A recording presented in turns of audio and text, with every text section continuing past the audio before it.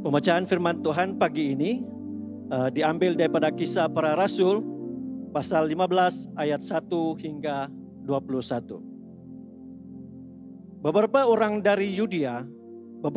datang dari Yudea ke Antiokhia dan mengajarkan kepada saudara-saudara di situ, jikalau kamu tidak disunat menurut adat istiadat yang diwariskan oleh Musa, kamu tidak dapat diselamatkan. Tetapi Paulus dan Barnabas dengan keras melawan dan membantah pendapat mereka itu. Akhirnya ditetapkan supaya Paulus dan Barnabas serta beberapa orang lain dari jemaat lain itu pergi kepada rasul-rasul dan penatua-penatua di Yerusalem untuk membicarakan soal itu. Mereka diantar oleh jemaat sampai keluar kota, lalu mereka berjalan melalui Fenisia dan Samaria, dan di tempat-tempat itu mereka menceritakan tentang pertobatan orang-orang yang tidak mengenal Allah. Hal itu sangat menggembirakan hati saudara-saudara di situ. Setibanya di Yerusalem, mereka disambut oleh jemaat dan oleh rasul-rasul dan penatua-penatua. Lalu mereka menceritakan segala sesuatu yang Allah lakukan dengan perantaraan mereka. Tetapi beberapa orang dari golongan Farisi yang telah menjadi percaya datang dan berkata, orang-orang bukan Yahudi harus disunat dan diwajibkan untuk menuruti hukum Musa. Maka bersidanglah rasul-rasul dan penatua-penatua itu untuk membicarakan soal itu. Sesudah beberapa waktu lamanya berlangsung pertukaran pikiran mengenai soal itu. Berdirilah Petrus dan berkata kepada mereka, "Hai saudara-saudara, kamu tahu bahwa telah sejak semula Allah memilih aku dari antara kamu, supaya dengan perantaraan mulutku, bangsa-bangsa lain mendengar berita Injil dan menjadi percaya. Dan Allah yang mengenal hati manusia telah menyatakan kehendaknya untuk menerima mereka, sebab Ia mengurniakan Roh Kudus juga kepada mereka sama seperti kita. Dan Ia sama sekali tidak mengadakan perbedaan antara kita dengan mereka, sesudah Ia menyucikan hati mereka oleh iman. Kalau demikian, mengapa kamu mencubai Allah dengan meletakkan pada tengkuk murid-murid itu suatu kuk yang tidak dapat dipikul, baik oleh nenek moyang kita maupun oleh kita sendiri? Sebaliknya kita percaya bahwa oleh kasih karunia Tuhan Yesus Kristus, kita akan beroleh keselamatan sama seperti mereka juga." Maka diamlah seluruh umat itu. Lalu mereka mendengarkan Paulus dan Barnabas menceritakan segala tanda dan mukjizat yang dilakukan Allah dengan perantaraan mereka di tengah-tengah bangsa-bangsa lain. Setelah Paulus dan Barnabas selesai berbicara, berkatalah Yakobus, "Hai saudara-saudara, dengarkanlah aku.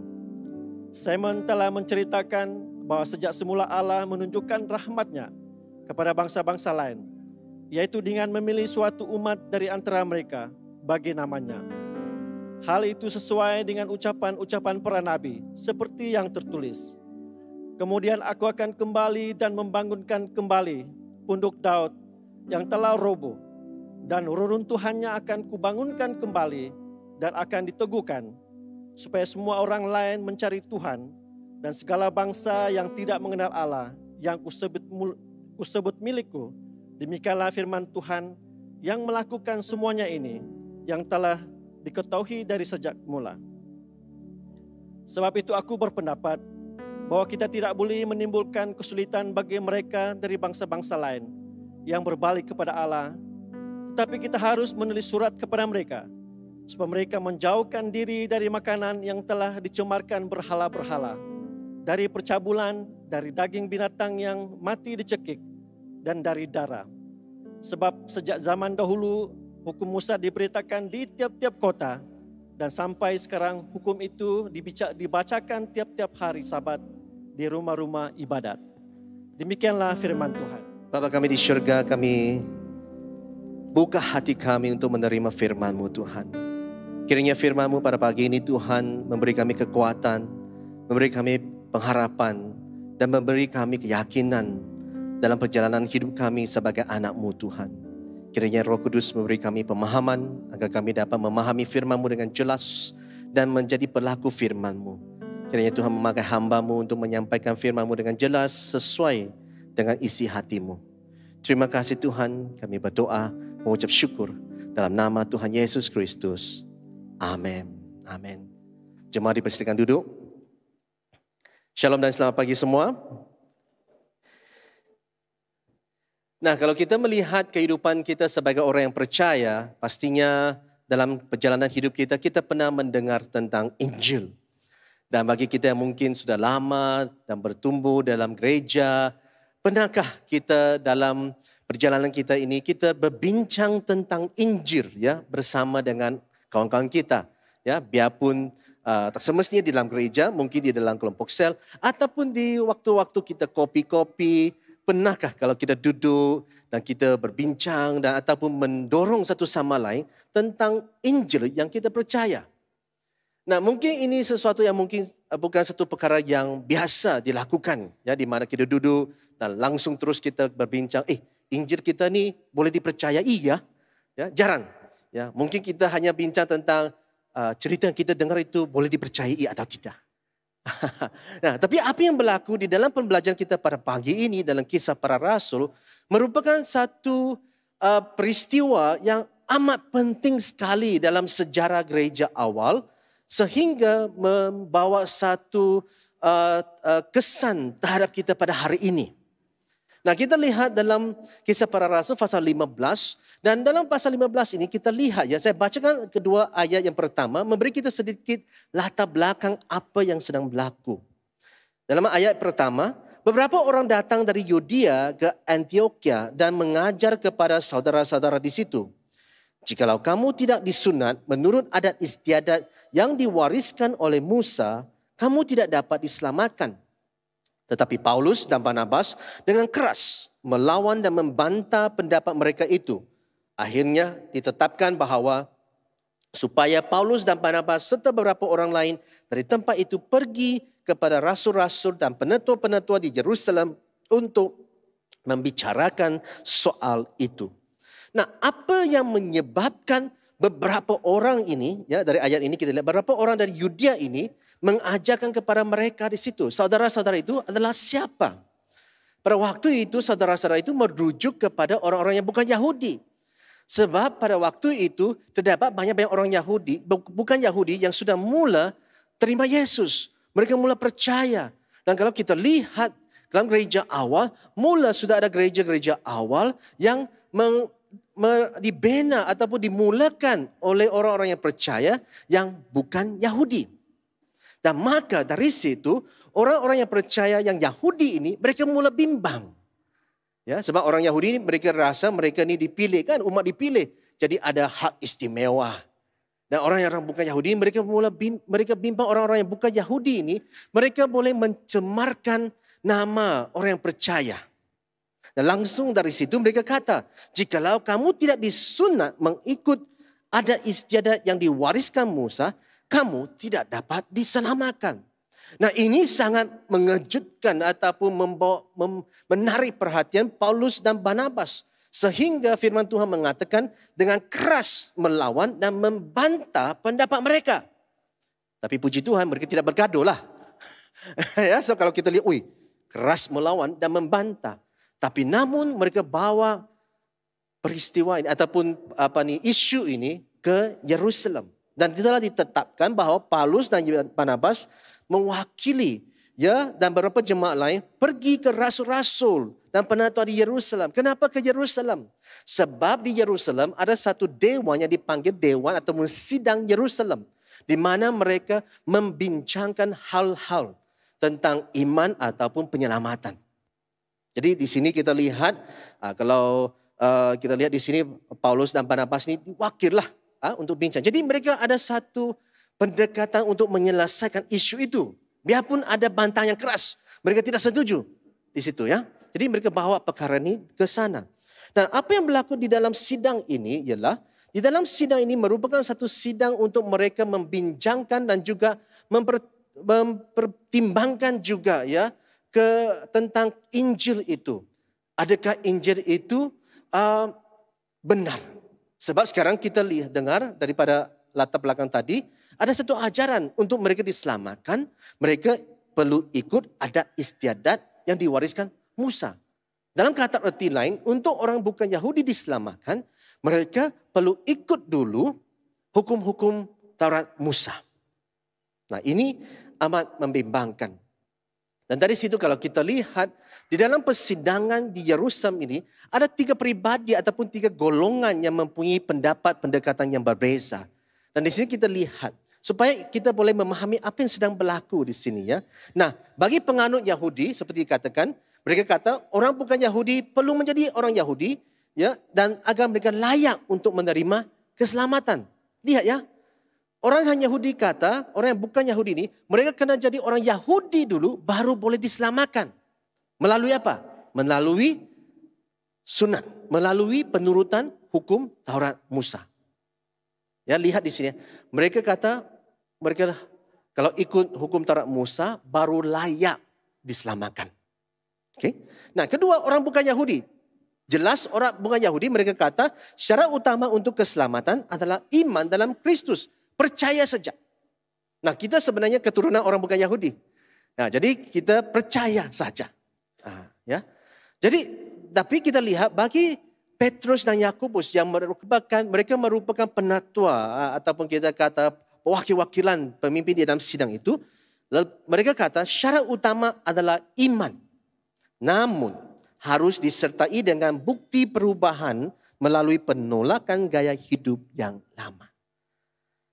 Nah, apa yang dikatakan, disarankan oleh Petrus dan Yakobus di akhir persidangan nanti kita lihat membawa satu kesan kepada kita hari ini.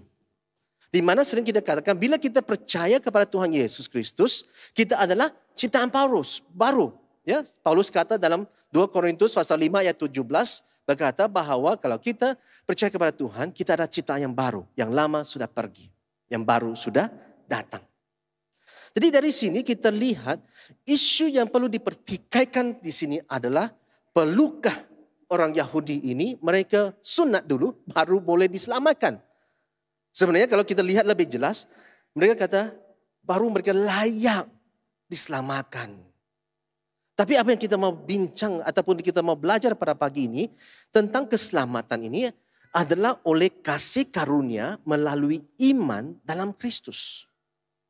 Ya, ini yang kita mau lihat pada tengah hari ini. Keselamatan oleh kasih karunia melalui iman dalam Kristus. Dan adakah ini bermaksud juga bahwa hukum-hukum ini tidak lagi perlu kita ikut? Nah, kita lihat dan jalan bersama-sama, menerokai bersama-sama di dalam sidang ini. Dan melihat bagaimana Tuhan sudah pada awalnya menyelamatkan dan mau menyelamatkan orang Yahudi dan bukan Yahudi. Nah, 3 perkara yang kita mau lihat bersama-sama pada pagi ini. Yang pertama adalah tentang penerimaan oleh Roh Kudus. Dalam Kisah Para Rasul pasal 15 ayat 8 ke 9 mengatakan, dan Allah yang mengenal hati manusia telah menyatakan kehendaknya untuk menerima mereka. Sebab ia mengaruniakan Roh Kudus juga kepada mereka sama seperti kepada kita. Dan ia sama sekali tidak mengadakan perbedaan antara orang kita dengan mereka. Sesudah ia menyucikan hati mereka oleh iman. Di sini kita lihat Petrus di sini memulakan perbincangan di Dewan Sidang Yerusalem itu dengan satu pengajaran sejarah. Di mana membawa kembali tentang kehendak Tuhan pada awalnya. Di sini mengatakan bahwa Tuhan mengenal hati manusia dan telah menyatakan kehendaknya untuk apa? Untuk menerima mereka. Mereka itu adalah orang-orang bukan Yahudi ya. Dan apakah tanda penerima itu adalah ia mengaruniakan Roh Kudus kepada mereka sama seperti dengan kita. Maksudnya sama seperti dengan orang Yahudi, Tuhan menerima mereka dengan pemberian Roh Kudus sama juga penerimaan itu kepada orang bukan Yahudi. Jadi ini jelas sekali dan dari situ ia katakan bahwa tidak ada perbezaan, tidak ada perbedaan, tidak ada pengasingan di situ. Yahudi kah bukan Yahudi? Karena hari ini biarpun kita dari golongan apapun, suku apapun, biarpun saya suku Cina, Anda suku berbahasa Melayu, ya ataupun suku-suku tertentu, tidak ada bezanya. Kita semua telah diterima oleh Yesus melalui pemberian Roh Kudus dalam kehidupan kita. Dan hati kita ini disucikan oleh iman. Hati bukan disucikan oleh melakukan adat-adat hukum Taurat Musa itu. Ataupun dalam isu yang dipertikaikan ini, hati tidak disucikan oleh penyunatan, oleh sunat. Tidak. Tetapi oleh iman. Jadi ini yang pertama.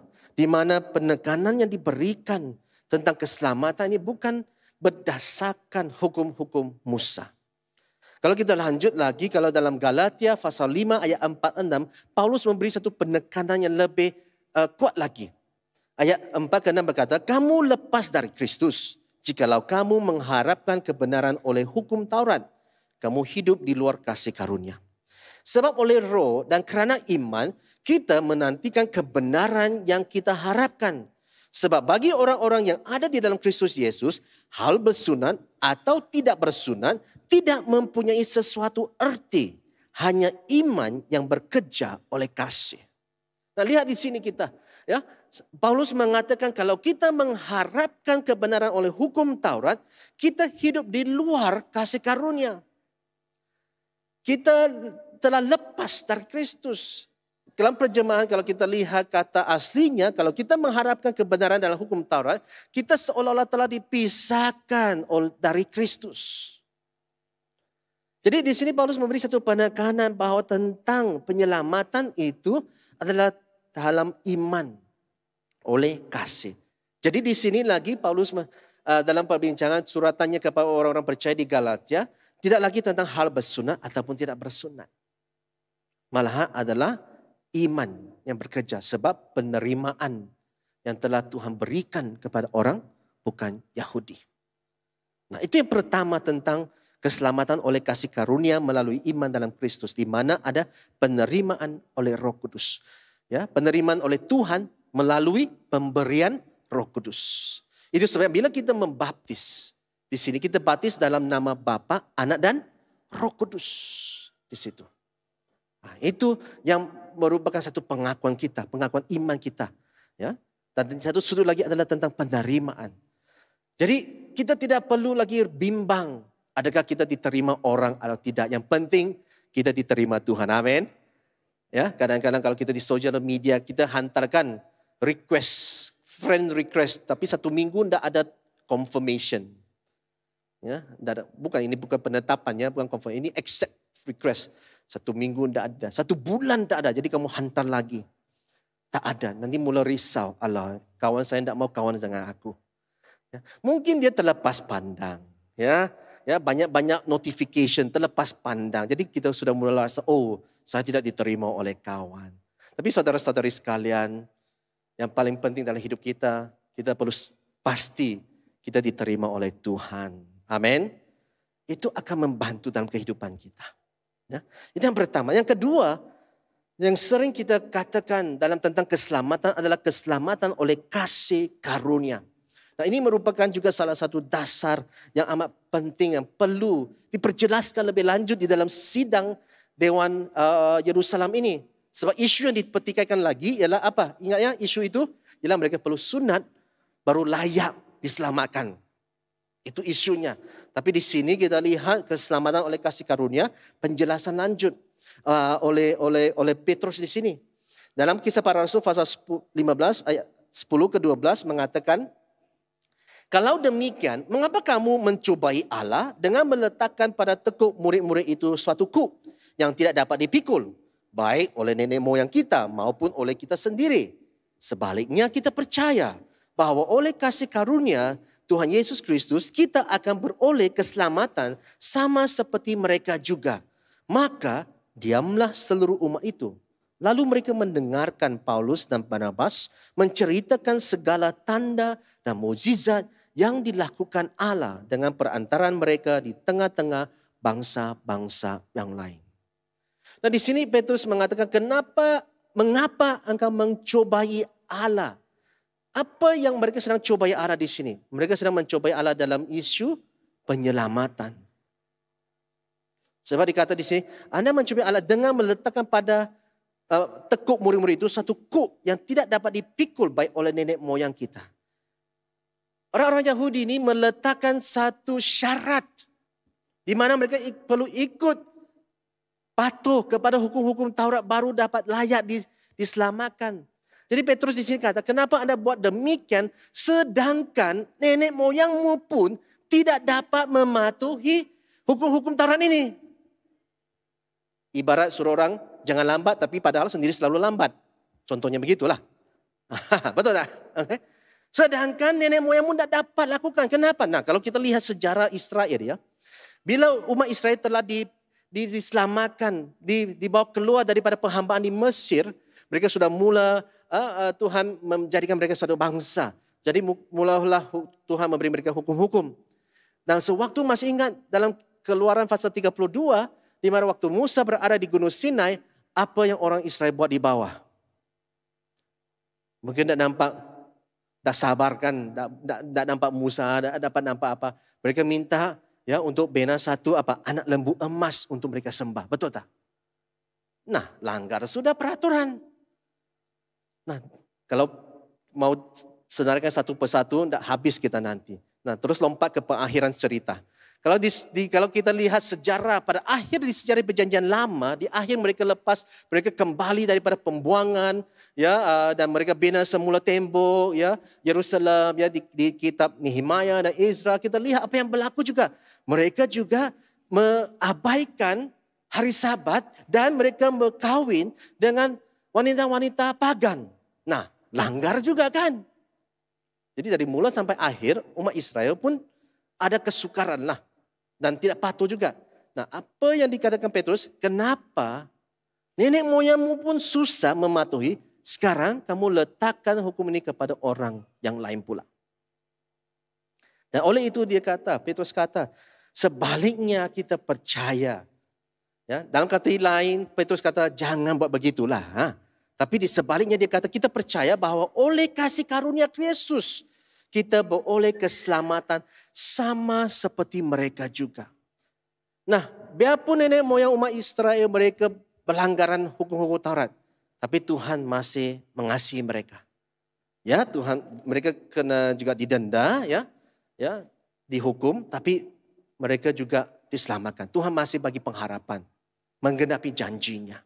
Itu adalah semua semata-mata adalah kasih karunia. Di mana kita kata kasih karunia adalah satu perkenaan yang tidak layak diterima. Ya, satu perkenaan yang tidak layak diterima. Harus Tuhan kata, pisahkanlah semua umat-umat Yahudi ini. Tidak, tapi tidak. Tuhan masih memberi kasih karunia untuk terus menyelamatkan umatnya. Kasih karunia lebih dikaitkan kepada penyelamatannya. Jadi oleh itu dalam sidang Yerusalem ini dikatakan, kasih karunia yang sama juga diberikan kepada umat bukan Yahudi. Mereka juga diselamatkan melalui kasih karunia ini. Sama seperti orang Yahudi. Jadi kenapa sekarang orang Yahudi ini macam buat peraturan untuk orang diselamatkan. Nah, jadi di sini kita lihat. Lepas itu Barnabas dan Paulus memberi kesaksian di dalam sidang itu tentang tanda-tanda yang mukjizat yang dilakukan Allah. Di antara mereka di tengah bangsa-bangsa lain. Apa yang berlaku? Maka seluruh umat itu mereka apa? Mereka diam. Bila mereka dengar. Saya percaya kalau saya cuba memikirkan, merenungkan. Bila mereka diam mendengar semua kesaksian ini. Maksudnya mereka takjublah, kagum. Mereka tidak lagi macam mau persoalkan lagi, berdebat lagi lah. Sebab mukjizat dan tanda-tanda itu telah berlaku di dengan bangsa-bangsa lain. Yaitu orang bukan Yahudi. Sebab orang Yahudi selalu ingat mereka ini spesial. Mukjizat dan tanda-tanda itu hanya untuk mereka sahaja. Unik, kita macam VIP kan. Nah, tapi sekarang Paulus dan Barnabas kata tidak. Mukjizat dan tanda itu berlaku juga di umat bukan Yahudi. Sebab kenapa? Sebab mereka diselamatkan oleh kasih karunia Allah. Allah bekerja dalam kehidupan mereka. Jadi oleh itu kita lihat, kita diselamatkan oleh kasih karunia Allah. Bukan kerana apa yang kita lakukan. Dan saya masih ingat kalau saya lihat kehidupan saya pun ikut. Ya dulu kita bilang mendengar Injil dari persekutuan di sekolah, lepas itu dibawa ke gereja. Ya. Baru lepas itu terima Tuhan Yesus, baru belajar tentang semua hukum-hukum lah. Ya, dulu kalau ikut gereja kebaktian Inggris 7.15 pagi. Ya, sekarang 9.30, puji Tuhan. Ya, jadi dulu tidak mengerti semuanya, tapi lama-lama diajar, dididik mengerti. Pastor firman Tuhan, oh baru tahu. Oke, ini adalah 10 hukum, ini yang perlu dilakukan. Tapi sebelum itu, saya terima Tuhan Yesus begitu saja, dengan percaya, iman saja kan. Lepas itu baru bertumbuh belajar tentang hukum-hukum dan taat kepada hukum-hukum. Sama juga kalau kita lihat sejarah umat Israel ya. Bila hukum diberikan, adakah hukum, katakan 10 hukum. Adakah 10 hukum diberikan sewaktu mereka di dalam Mesir? Tuhan suruh mereka, oh nih, ini 10 hukum. Kamu berada di Mesir, kamu taat dulu, baru saya selamatkan kamu keluar. Tidak kan? Tuhan selamatkan mereka dulu, Pak. Bebaskan mereka daripada penghambaan. Baru lepas itu Tuhan bagi mereka hukum-hukum. Jadi dari situ pun kita sudah boleh lihat latar belakang sejarah itu di mana dengan kasih karunia Tuhan, Tuhan selamatkan mereka. Lepas itu baru bagi hukum, suruh mereka ikut. Supaya apa? Hukum-hukum itu boleh menunjukkan, membantu mereka dalam kehidupan yang tepat di hadapan Tuhan. Ya, jadi oleh sebab itu kita tidak kita mengetepikan hukum-hukum Taurat, tidak. Tapi hukum-hukum masih perlu dan penting agar membimbing kita dalam kehidupan yang benar. Amin. Jadi keselamatan adalah berdasarkan kepada kasih karunia. Nah, saya masih ingat di satu tempat pelayanan pada satu ketika, ada satu minggu bila nampak sekumpulan pelajar-pelajar mula datang ke gereja. Jadi saya nampak dua penyambut tetamu, mereka kaget, terkejut. Dari jauh saya nampak, kenapa mukanya terkejut? Dulu boleh lihat ya, dulu tak pakai mask. Sekarang kalau terkejut pun tak nampak juga. Ya. Dari jauh saya nampak, terkejut. Jadi saya terus ke pintu, alukan pelajar-pelajar ini datang. Suruh mereka masuk, duduk.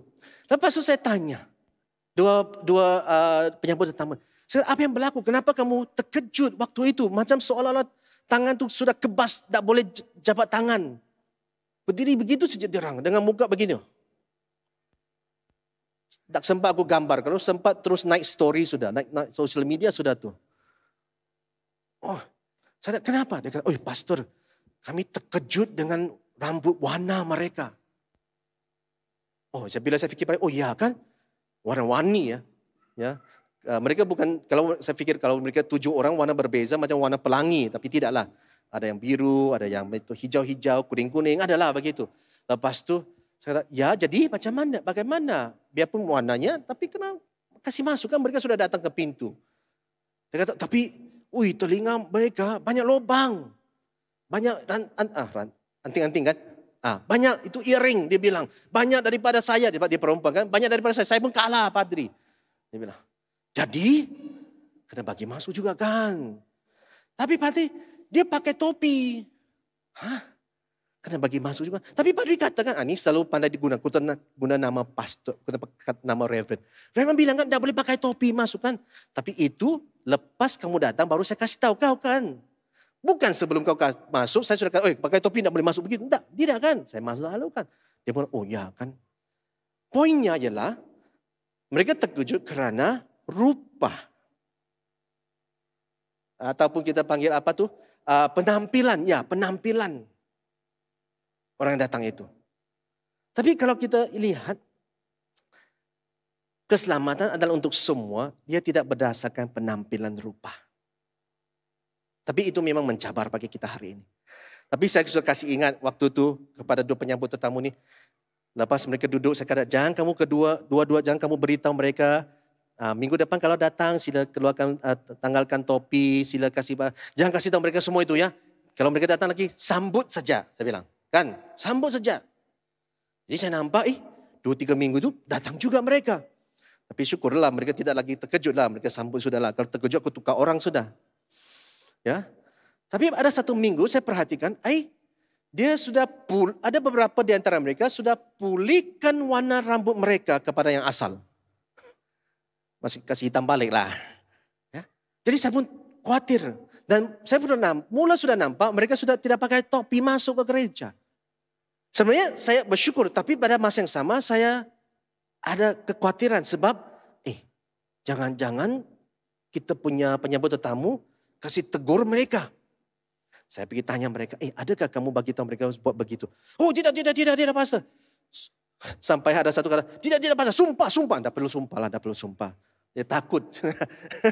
Tidak. Saya cuma mau tahu saja. Jadi apa yang berlaku? Jadi apa yang menyebabkan mereka buat demikian? Dan saya percaya ini campur tangan Tuhan. Ya, kita alukan mereka masuk. Sebab mereka diselamatkan. Ya, dengan izin Tuhan kalau kita memahami tentang keselamatan, Tuhan pun mau mereka diselamatkan juga.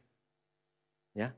Dan saya percaya dalam minggu-minggu seterusnya mereka pun mulai perhatikan. Sempat saya tanya juga sebab lepas tu ada mereka terus datang, mereka ikut ibadah kita, ikut persekutuan pelayanan. Jadi sudah lama lepas tu saya tanya balik cerita lah, apa yang buat kamu pulihkan warna rambut, keluarkan semua ini semua. Lama mereka pun mulai berkata, dia nampak mereka pun lain daripada sekitarnya. Lain daripada yang lain. Jadi mereka kata, bagus ikut sajalah. Dia bilang. Nah, puji Tuhan. Ya. Tapi itu dulu. Mungkin sekarang perlu kita bagi penjelasan sedikit. Tapi namun, kita lihat di sini apa yang berlaku ialah Tuhan bekerja. Ya, Tuhan berkasih karunia ini memberi kita satu pemahaman bahawa adalah satu perkenaan yang tidak layak diterima namun diberikan oleh Tuhan kepada kita. Jadi kita diselamatkan dan kasih karunia ini adalah sebenarnya adalah pemberian Tuhan, adalah hadiah daripada Tuhan. Satu hadiah di mana juga kita perlu berikan kepada orang-orang lain.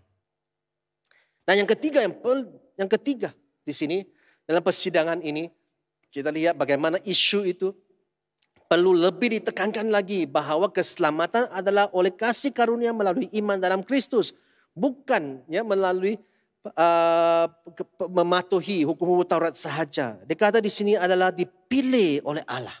Dalam Kisah Para Rasul pasal 15 ayat 14 mengatakan, Simon telah menceritakan bahawa sejak semula Allah menunjukkan rahmatnya kepada bangsa-bangsa lain, yaitu dengan memilih suatu umat dari antara mereka bagi namanya. Nah di sini kita lihat mulalah Simon Petrus di sini. Simon menceritakan bahawa Allah menunjukkan rahmatnya. Allah telah memilih sebenarnya di sini. Allah telah kita katakan di sini telah campur tangan. Ya. Dalam bahasa Inggris dia ada letak perkataan campur tangan. Intervene by the choice. Memilih bangsa-bangsa yang lain. Bangsa-bangsa yang lain ialah di sini adalah orang-orang bukan Yahudi. Jadi di sini kita lihat dari awal lagi Allah sudah pilih. Jadi kenapa orang-orang Yahudi ini mau campur tangan balik pula? Allah sudah pilih. Sebagaimana Allah memilih umat Israel, orang-orang Yahudi menjadi umatnya, Allah dalam rencana besarnya sudah melibatkan orang Yahudi. Jadi kita lihat umat Allah ini termasuk orang bukan Yahudi. Ini dalam rencana, dalam master plan Allah ini. Dan dalam pemulihan kerajaan Allah juga melibatkan orang bukan Yahudi. Ya, sebab kalau kita lihat sejarah umat Israel, kerajaan Allah ya ada reruntuhan kan lepas mereka pembuangan semuanya itu mereka kembali ya sewaktu Raja Daud rumah Tuhan dibina tapi dirobohkan semuanya. Nah, bila dalam nubuatan imam-imam pada waktu itu ya Tuhan mau memulihkan kerajaan Allah. Kerajaan Allah juga pada waktu itu melibatkan orang bukan Yahudi. Jadi di dalam persidangan ini kita lihat juga mereka menggunakan rujukan perjanjian lama untuk meneguhkan tentang pemahaman keselamatan ini. Di sini kita lihat dalam ayat 16 ke 17 mengatakan, kemudian aku akan kembali dan membangunkan kembali pondok Daud yang telah roboh. Dan reruntuhnya akan kubangun kembali dan akan kuteguhkan supaya semua orang lain mencari Tuhan dan segala bangsa yang tidak mengenal Allah yang ku sebut milikku. Demikianlah firman Tuhan yang melakukannya semuanya ini. Jadi di persidangan ini diungkapkan perjanjian lama. Diungkapkan tentang firman Tuhan yang telah dinubuatkan daripada waktu Amos, Nabi Amos. Ayat ini diambil daripada Amos pasal 9 ayat 11 ke 12. Dan waktu nubuatan ini melalui Nabi Amos ini adalah nubuatan kepada umat Israel pada waktu itu tentang pemulihan kerajaan Allah. Biarpun di sini kita lihat memang pemulihan tentang Pondok Daud. Pondok Daud waktu itu merupakan satu pondok yang sangat penting dalam kerajaan Allah. Sebab dalam Pondok Daud ada doa dan pujian yang berterusan.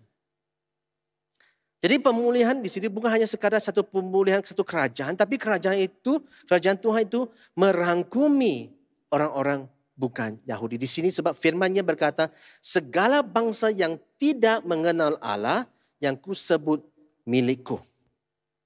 Siapa bangsa-bangsa yang tidak mengenal Allah? Pada waktu itu Nabi Amos, bangsa-bangsa orang bukan Yahudi. Tuhan sudah libatkan mereka. Tuhan tidak hanya kata pemulihan Pondok Daud ini hanya untuk orang-orang Yahudi sahaja. Tidak. Bangsa-bangsa yang tidak mengenal akan mengenal aku, akan kembali dan mereka akan mencari aku, mencari Tuhan. Ya. Jadi kita lihat di sini bahwa pada awal sudah menjadi rencana Tuhan untuk memilih, untuk menyelamatkan orang Yahudi dan bukan Yahudi. Jadi di sini siapalah orang Yahudi ini ataupun siapalah kita, ya, kalau kita tidak jaga-jaga, siapalah kita untuk meletakkan syarat-syarat untuk orang diselamatkan. Jadi maka di sini kita lihat penyelamatan ini adalah semuanya dalam penjagaan ataupun di mana Tuhan bertakhta. Rencana Tuhan. Jadi kita lihat kita sebagai orang yang percaya kita diselamatkan kerana apa yang telah Tuhan lakukan melalui Yesus Kristus di salib. Kita diselamatkan bukan kerana kita ikut semua undang-undang dulu kan. Saya percaya kebanyakan kita mendengar Injil, kita angkat tangan, kita mau diselamatkan kan. Nah, kita mau terima Tuhan Yesus di situ. Nah, ini kasih karunia Tuhan. Nah, di kesimpulan dalam persidangan ini, nah ini amat penting. Sebab ini akan beri kita satu panduan juga untuk kehidupan kita pada hari ini. Dalam Kisah Para Rasul pasal 15 ayat 19-20 mengatakan, sebab itu aku berpendapat bahawa kita tidak boleh menimbulkan kesulitan bagi mereka dari bangsa-bangsa lain yang berbalik kepada Allah. Tetapi kita harus menulis surat kepada mereka supaya mereka menjauhkan diri dari makanan yang telah dicermakan berhala-berhala, dari percabulan, dari daging binatang yang mati dicekik dan dari darah. Nah, di sini apa yang dikatakan oleh Yakobus bahwa ya kita tidak boleh menimbulkan kesulitan bagi mereka dari bangsa-bangsa lain, yaitu orang bukan Yahudi, untuk berbalik kepada Allah. Jangan menyusahkan mereka. Mereka mau datang kepada Tuhan, jangan kita susahkan mereka dalam kata kita hari ini. Tetapi dia kata tidak bermaksud, okey, bagi mereka selamatkan dalam iman saya, tapi kita harus tulis kepada mereka, mengingatkan mereka supaya apa? Menjauhkan diri.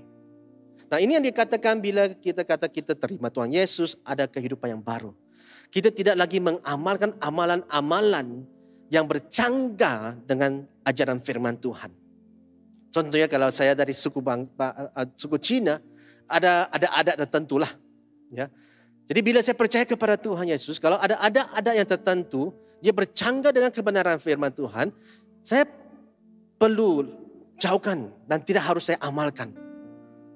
Sebagai contoh ya, saya masih ingat kalau kita di Tahun Baru Cina, Bapa Mama selalu ingatkan hari pertama Tahun Baru Cina, tidak boleh sapu lantai. Nanti kamu sapu semua itu berkat-berkat. Ya. Bergumul juga sebab satu kena taat kepada ibu bapa kan. Keduanya kotor rumah, aku tidak tahan. Ya. Saya tidak boleh kata, wah bapak mak saya Kristian, ini tak payah percaya. Tak boleh juga lah ya kena waktu itu. Nah, kalau saya tidak jaga-jaga, saya amalkan semua. Oh, ada ini kotoran semua ini ada berkat. Jadi saya bawa balik masuk bilik saya lah kan. Tidak. Kata apa saya? Tak boleh sapu kan? Bapak mama kata tak boleh sapu. Tapi dia tidak kata tak boleh vacuum. Jadi saya pergi vacuum semuanya. Bersih. Diberkati juga sebab saya sudah percaya berkat itu datang dari Tuhan. Amin. Amin. Nah, Tuhan bagi hikmat juga ya. Ini tidak berkata kita langgar peraturannya, Tuhan bagi hikmat. Saya tidak sapu ya, saya tidak sapu. Saya vacuum saja. Okay? Bapakmu senyum juga sebab bersih, sudah bersih. Ya. Jadi ini salah satu contoh saja, banyak contoh lagi lah. Kalau kita dari suku Cina ni banyak dia punya amalan-amalan semuanya ini. Waktu pernikahan pun lah semuanya. Tapi kalau kita ciptaan yang baru, kita jauhkan diri dari semuanya. Nah, apa yang dituliskan di sini dari makanan yang dicemarkan berhala semua ini, sebenarnya semua itu adalah juga dicatat dalam hukum Taurat Musa sebenarnya. Jadi, seperti mana saya kata, ini bermaksud melalui selepas kita diselamatkan, kita tidak ketepikan hukum-hukum Taurat ini. Tidak. Lihat apa yang ditulis di sini akhirnya. Jangan ya membuat mereka sulit untuk datang, tapi lepas mereka percaya, mereka harus jauhkan diri dari semuanya itu. Jadi bila kita lihat semua hukum Taurat, panduan-panduan ini, kita harus jauhkan diri dari semuanya yang tidak patut, yang terutama sekali yang bercanggah dengan ajaran dan kebenaran Tuhan. Supaya kita terus menikmati kehidupan keselamatan kita ini. Amin. Kehidupan yang dilimpah dengan berkat Tuhan. Ya, berkat selalunya harus disertai dengan ketaatan. Taat dan lepas itu berkat. Ya, bukan hanya mau berkat tapi memilih untuk taat sahaja. Ya, jadi di sini jelas sekali kalau kita lihat. Jadi pada akhirnya kesimpulannya kalau kita mau simpulkan daripada dewan dan sidang Yerusalem ini, pada akhirnya adalah untuk orang bukan Yahudi diselamatkan, bukan lagi manusia yang tetapkan kelayakan itu. Tidak. Hari ini juga bukan saya menetapkan syarat-syarat untuk Anda diselamatkan. Sebab sudah dari awal Tuhan sudah rencanakan bahwa kita semua diselamatkan. Bahwa dunia diselamatkan. Kenapa? Karena begitu besar kasih Tuhan kepada siapa? Kepada dunia. Jadi adalah perlu waktu kita menerima Kristus, kita harus menolak dosa. Ya, jangan lagi dosa hidup di dalam kita. Bila kita menerima Kristus, kita menolak dosa. Jadi, keselamatan hanya melalui kasih karunia sahaja. Hanya melalui iman sahaja di dalam Kristus. Tak ada tambahan atau kurang dalam kebenaran Injil. Itu saja. Jangan tokok tambah kita punya Injil. Mengikut kesukaan kita. Tidak, jangan. Sebab sudah jelas. Keselamatan adalah oleh kasih karunia Tuhan. Melalui iman dalam Kristus. Jadi oleh itu kita lihat bahwa persidangan ini begitu penting. Dan kesimpulan ini begitu penting sekali. Yang membawa kesan kepada kita hari ini. Bayangkan kalau kita semua perlu masih ikut hukum-hukum Taurat baru layak diselamatkan. Susah kan? Betul tak? Susah pun untuk ikut undang-undang sudah. Apalagi mau ikut dulu baru diselamatkan. Tapi Tuhan itu baik. Itulah kasih karunia Tuhan. Berkenaan kepada kita. Kita diselamatkan. Dan dari situ kita belajar semua hukum-hukum itu. Supaya kita terus hidup sebagaimana yang Tuhan mau kita hidup. Melalui ajarannya. Melalui panduan yang telah Dia berikan kepada kita. Jadi oleh itu pada hari ini, biar iman kita juga diteguhkan. Biar kepercayaan kita diteguhkan. Dan lebih penting lagi, biar keselamatan kita diteguhkan. Bila Anda yakin tentang keselamatan, tidak lagi Anda ragu. Dan bila Anda tidak ragu, Anda juga ada keyakinan untuk kongsikan keselamatan Anda kepada orang lain. Amin. Amin. Jadi kita kembali kepada dasar kita, yaitu firman. Nah, sangat menarik kalau kita lihat ya, di dalam persidangan Yerusalem ini, sangat menarik ialah siapakah Petrus dan Yakobus ini? Sebenarnya mereka adalah orang-orang biasa. Kalau Petrus kita lihat rasul, ialah dia rasul, tapi apakah latar belakangnya? Nelayan kan? Ialah dia pengikut Yesus. Ya. Tapi dia boleh juga membawa kebenaran kepada dalam persidangan itu. Jelas memang dia ada mengikut Yesus, dia mengalami Yesus, semuanya itu. Jadi orang yang biasa. Jadi maka kita semua di sini juga boleh membawa kebenaran ini kepada orang lain. Ya. Jadi semoga Tuhan memakai kita semua sebagai saluran untuk menyampaikan berita keselamatan ini. Agar lebih banyak lagi diselamatkan.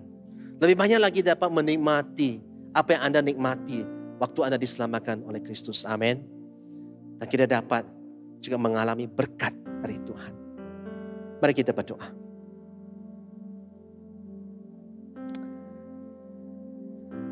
Bapa kami di surga, kami mengucap syukur atas kebaikan-Mu Tuhan. Kami bersyukur karena Engkau mengasihi kami semua. Saat ini Tuhan kami mau datang kepadamu. Tuhan sekiranya ada yang di antara kita yang mau terima Engkau sebagai Juru Selamat, biarlah Tuhan buka hati mereka. Biarlah mereka datang dan kata, Tuhan Yesus saya mau terima Engkau. Bagi kita yang sudah percaya, biarlah Tuhan kita kukuhkan keselamatan kita. Biar kita yakin dengan keselamatan kita dan tidak ragu lagi dan tidak mudah goyah oleh perkara-perkara di dalam dunia ini. Tetapi malahan kita dapat berdiri kukuh dan terus menjadi saluran menyampaikan keselamatan ini. Pemberitaan bahwa Tuhan kita diselamatkan oleh kasih karunia, oleh iman di dalam Kristus. Biarlah Tuhan keselamatan ini juga membawa satu perubahan. Perubahan dalam hidup kita. Kita adalah ciptaan yang baru. Kita telah tinggalkan kehidupan yang lama. Dan kita tidak sama lagi.